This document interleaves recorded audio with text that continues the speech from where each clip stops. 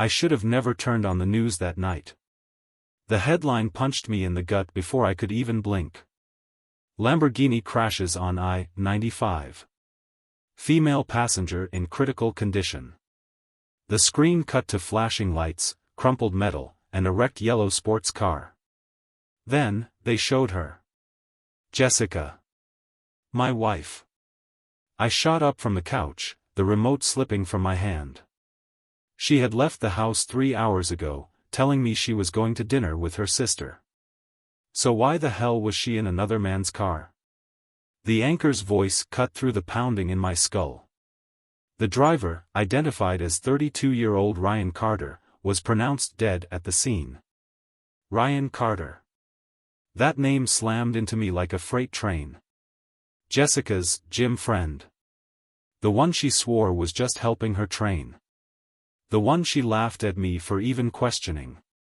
My stomach twisted. My fingers clenched into fists. I knew, right then, that my marriage was over. And Jessica? She had just lost everything. The hospital was colder than I expected. Or maybe it was just me. I stood at the front desk, gripping the counter so hard my knuckles went white. The nurse barely looked up. Sir, are you family? I forced the words out. I'm her husband. She hesitated, then nodded toward the hallway. She's stable. Room 407.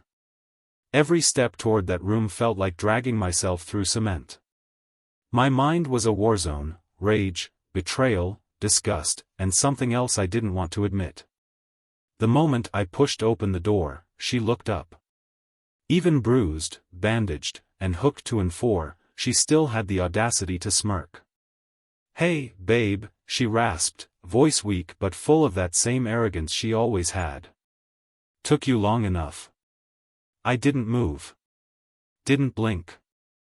You were in his car. Jessica exhaled, like this was some minor inconvenience. Mike, I don't have the energy for this right now. I stepped closer. Ryan's dead. Something flickered in her expression, shock? No. Not shock. Annoyance. She glanced away, suddenly very interested in the heart monitor. That's unfortunate. I let out a hollow laugh. Unfortunate? Her jaw tightened. I mean, it's sad, okay? But what do you want me to do, bring him back? I clenched my teeth so hard it hurt. How long, Jessica? She didn't answer. I grabbed the chair beside her bed and sat down, staring at her. How long? She swallowed. Looked away. When she finally spoke, it was barely a whisper. 8 months. The room went silent. 8 months. I nodded slowly, letting the truth sink in. 8 months of lying to my face. 8 months of sneaking around. 8 months of making me feel like I was crazy for suspecting anything. I stood up, adjusting my jacket. Jessica frowned. Where are you going? I leaned down, just close enough so she could hear me clearly. I'm going to make sure you lose everything. Then I walked out. And I didn't look back. She called me the next morning. I stared at the screen, her name glowing in the dim light of my apartment. I let it ring. Once. Twice. 3 times. Then I answered. Her voice was softer than usual, almost careful. Mike, can we talk? I exhaled through my nose, gripping the phone tighter. Talk? Now you want to talk. A pause. Then, a sigh. I don't want to fight. I laughed, cold and sharp. You don't want to fight? Jessica, you spent the last 8 months lying to my face while my throat tightened. I shook my head. No. You don't get to decide when this conversation happens. She stayed quiet. I could hear the hospital machines beeping softly in the background. For the first time since the accident, it hit me, she was alone. Ryan was gone. And she knew damn well I was the only person left who might give a damn. She finally spoke.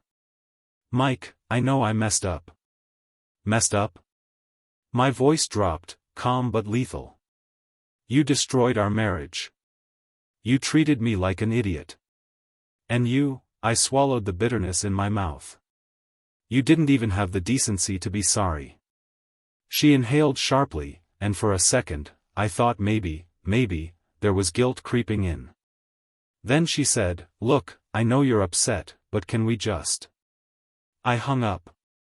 For the first time in months, I felt something close to peace. Then my phone buzzed again. A text this time. "Jessica, you're really just going to ignore me? After everything?" I shook my head. Unbelievable. Then another message popped up. "Jessica, Mike, please. I need you." I stared at the words, my stomach twisting. She wasn't sorry. She wasn't regretful. She was desperate. And that? That gave me an idea. If she thought she could manipulate me back into her life, she was in for a rude awakening. I wasn't just walking away. I was going to make sure she never recovered from what she did to me. She kept calling. Morning. Afternoon. Night. At first, I ignored it. Let the phone ring, let the texts pile up. But Jessica was persistent, she always was when things didn't go her way. Then, 3 days after the accident, she showed up at my apartment. I opened the door to find her standing there, looking smaller than I'd ever seen her. Her arm was still in a sling, bruises fading across her face. She tried to smile. "Hey." I leaned against the doorframe, arms crossed. "You shouldn't be here." She exhaled, shifting her weight. "Mike, can we just talk? Please." I let the silence stretch. Let her feel the weight of it. Then I stepped aside. 5 minutes. She walked in carefully, glancing around like she expected everything to be different. Like she was stepping into a stranger's home. In a way, she was. I shut the door. "Say what you need to say." She turned to me, hands clasped together. "I know I hurt you." I said nothing. She swallowed. "But, we have history, Mike. We built a life together. You can't just throw that away." A bitter laugh escaped me. "You threw it away, Jessica. The second you climbed into his car." She flinched but didn't back down. "I wasn't thinking. I got caught up in something stupid, and I made mistakes." "Mistakes?" I took a slow step forward, letting my voice drop. "A mistake is forgetting an anniversary. A mistake is leaving the stove on. What you did? That was a choice. Over and over again." Her jaw tightened. "Fine. I screwed up. But, Mike, do you really want to end things like this?" I stared at her, letting the silence settle between us. Then I pulled my phone from my pocket. Scrolled through the messages. Opened the one I'd been waiting for. And turned the screen toward her. She paled instantly. "Jessica Carter, court summons for divorce proceedings." Her voice wavered.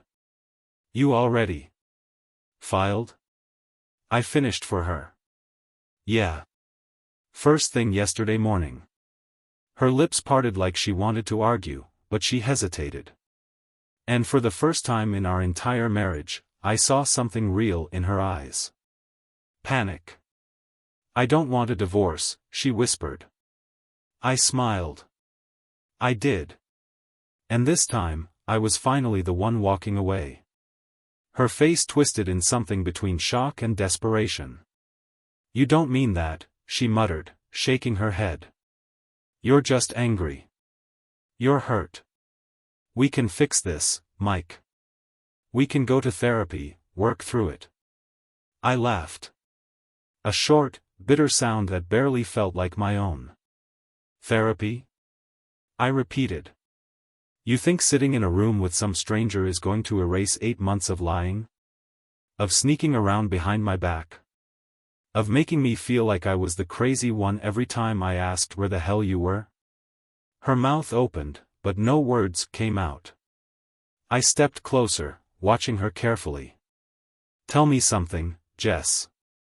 If Ryan was still alive, would you be here right now? Silence. Her throat bobbed as she swallowed hard. That's what I thought, I muttered. I walked past her, heading for the kitchen. I needed space, needed something to keep my hands busy before I said something that couldn't be unsaid. But Jessica wasn't done. Mike, please, she called after me. I know I handled things wrong. I know I hurt you. But we love each other. I scoffed. You love me? That's funny. Because I don't think you even liked me these past 8 months.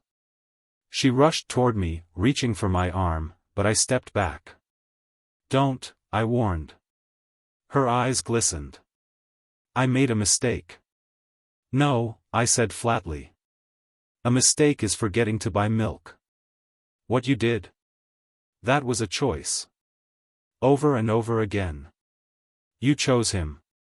Her face crumpled. Mike, You chose him, I repeated, cutting her off. And now he's gone. And suddenly, you're back here, acting like I'm your backup plan. She flinched, and for the first time, I saw something in her expression that almost looked like fear. Good. I turned, grabbing a folder off the counter. You should go. A lawyer will be in touch. I held it out to her. She stared at it, unmoving. Mike, she whispered, don't do this. I tilted my head. You already did. Slowly, she reached out and took the folder with trembling fingers. She opened it, her eyes scanning the first page. Then her breath hitched. You're really doing this, she said, barely above a whisper. I exhaled, my grip tightening on the counter. I have to, I said. Because if I didn't, I'd never be free. Jessica's fingers clenched around the folder, her knuckles turning white. Her lips trembled, but I could see it, the calculation in her eyes. She wasn't crying because she was heartbroken. She was crying because she was losing. Her voice wavered. Mike, let's just think about this. We don't have to rush into. Rush? I let out a short, sharp laugh. Jessica, I've had 8 months to think about this. Hell, I had every long, lonely night while you were at the gym to think about this. She winced. I know I hurt you, but you didn't just hurt me, I cut in. You disrespected me. You treated me like a damn joke. Her breath hitched, and for a second, I thought she was going to fight. Thought she'd throw out some excuse, try to twist the blame back on me. But she didn't. She just looked at me. Like she was finally realizing, I was done. I watched the shift happen in real time. The fake remorse, the forced regret, it all drained from her face, leaving nothing but cold resentment. Her grip on the divorce papers tightened. Her voice dropped. You're really just gonna throw everything away?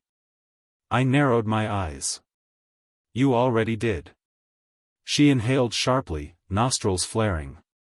Then, in a voice so venomous it almost made me laugh, she spat, You'll regret this. I leaned in, lowering my voice to a deadly calm. No, Jessica. You will. Her jaw clenched, and she turned on her heel, storming toward the door. She hesitated for half a second before stepping out, like she thought I might chase after her. I didn't. The door slammed shut behind her. And just like that, I was free. For the first time in months, I took a deep breath. No tension in my shoulders, no sick feeling in my gut. Jessica was out of my life. And I was never looking back. The silence in the apartment felt different now. It wasn't heavy. It wasn't suffocating.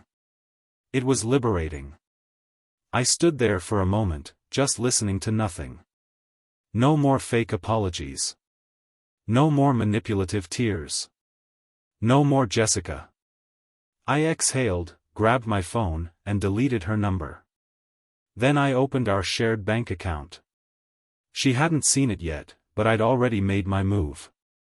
Last week, while she was too busy sneaking around, I transferred my paycheck into a new, separate account. Then I did the same with my savings. Jessica had thought she was smart. Thought she could play me, lie to my face for nearly a year, then walk away with half of everything. Not a chance in hell. I scrolled through the transactions. Remaining balance, $47.12. I smirked. The second she checked her banking app, she'd realize exactly what I'd done. I could almost picture it, her face twisting in fury, hands shaking as she refreshed the page over and over again, hoping the numbers would change. But they wouldn't. Because just like she had left me with nothing all those nights she snuck out to be with him, now, she had nothing. I locked my phone and tossed it onto the couch. I could have let the bitterness eat me alive. Could have spent months obsessing over why she did it, over what I could have done differently. But I didn't owe her my grief. I owed myself a fresh start. So I grabbed my keys, stepped outside, and took the first deep, clean breath of air I'd had in a long, long time. For the first time since this nightmare started. I felt free. The first message came an hour later. At first, I ignored it. Then another one. And another. My phone kept buzzing, the notifications piling up. I already knew what they were before I even looked. When I finally checked, I wasn't disappointed. Jessica, what the hell did you do to our bank account? I smirked. Then came the next one. Jessica, you can't just take everything. I have bills. I have rent. You're being childish, Mike. I let that one sit unanswered. Then, as if she couldn't handle being ignored, another text popped up. Jessica, fine. You want to be a petty little aholy? Just wait. You'll regret this. Ah.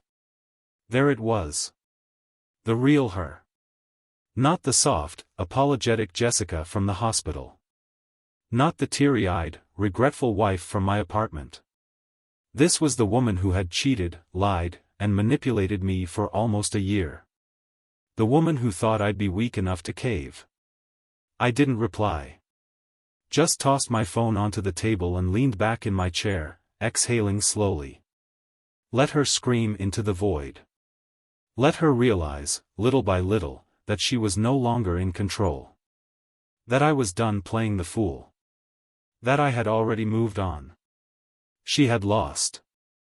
And now, she had to live with it. The next morning, I woke up to another wave of missed calls and texts. Jessica wasn't giving up easily. I scrolled through them, barely suppressing a laugh. Jessica, you need to fix this now. Jessica, I swear to God, Mike, if you don't answer me. Jessica, you're being cruel. I can't believe I ever loved you. Jessica, you think you're smart? You think you won? Just wait. That last one made me pause. I knew Jessica.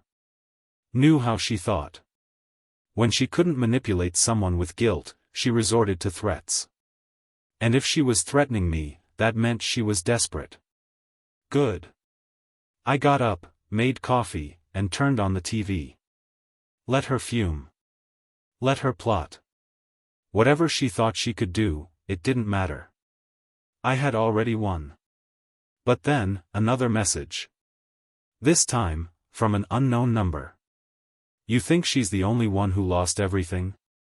You've got another thing coming, buddy. I stared at the screen, a slow, cold realization creeping up my spine. Jessica wasn't alone in this. And if she couldn't take me down herself, she had just found someone who would try. I didn't recognize the number, but I knew exactly who it was. Ryan's people.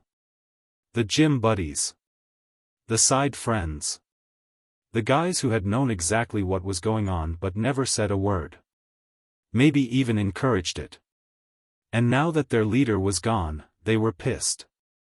I tossed my phone onto the counter, shaking my head. Pathetic. Jessica must have run straight to them, whining about how I ruined her life. Maybe she thought they'd intimidate me. Maybe she thought I'd be scared. She still didn't get it. I had already lost everything worth losing. Now, I had nothing left to fear. But just in case, I took a screenshot of the number and forwarded it to my lawyer. If she or any of her little minions tried anything, I'd make sure there was evidence. And if they came knocking? Well, let's just say I'd be ready. By noon, the calls had stopped. The messages slowed. Jessica must have realized she had no leverage left. No money, no sympathy, no one left to manipulate. And I? I was done. I packed up the last of my things and left the apartment, our apartment, for good. The lease was in my name. The eviction notice was already filed. By the end of the week, Jessica would be out on the street. She had played the game. She had lost. And I? I was finally free.